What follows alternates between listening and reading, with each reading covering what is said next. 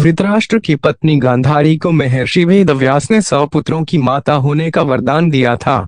समय आने पर गांधारी को गर्भ ठहरा, लेकिन वे 2 वर्ष तक पेट में रुका रहा। घबराकर गांधारी ने गर्भ गिरा दिया।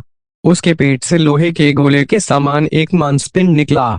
तब महर्षि वेदव्यास वहां पहुंचे और उन्होंने कहा कि तुम 100 कुंड बनवाकर उन्हें घी से भर दो और उनकी रक्षा के लिए प्रबंध करो।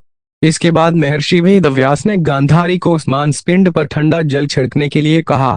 जल छिड़कते ही उस मांसपिंड के 101 टुकड़े हो गए। महर्षि की आज्ञानुसार गांधारी ने उन सभी मांसपिंडों को घी से भरे कुंडों में रख दिया। फिर महर्षि ने कहा कि इन कुंडों को 2 साल के बाद खोलना। समय आने पर उन कुंडों से पहले दुर्योधन का जन्म हुआ और उसके बाद अन्य गांधारी पुत्रों का। जिस दिन दुर्योधन का जन्म हुआ था उसी दिन भीम का भी जन्म हुआ था। जन्म लेते ही दुर्योधन गधे की तरह रेंकने लगा। उसका शब्द सुनकर गधे, गीदड़, गिद्ध और कौवे भी चिल्लाने लगे। आंधी चलने लगी, कई स्थानों पर आग लग गई। यह देखकर विदुर ने राजा धृतराष्ट्र से कहा कि आपका यह पुत्र निश्चित ही कुल का नाश करने वाला होगा।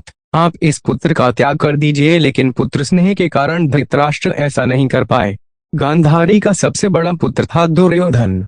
उसके बाद दुशासन, दुसह, दुशल, जलसंध, सम, सह, विंद, अनुविंद, दुर्धर्ष, सुबाहु, दुष्प्रदर्शन, दुर्मुर्शन, दुर्मुख, दुष्कर्ण, कर्ण, विविंशति, विकर्ण, शल, सत्व, सुलोचन, चित्र, उपचित्र, चित्राक्ष, चारुचित्र, शरासन, दुर्मुद, दुर्विवाह, विवित्सु, विकटानन, ऊर्णनाभ, सुनाभ, नंद, उपनंद, चित्रबाण, चित्रवर्मा, सुवर्मा, दुर्विमोचन, आयोबाहु, महाबाहु,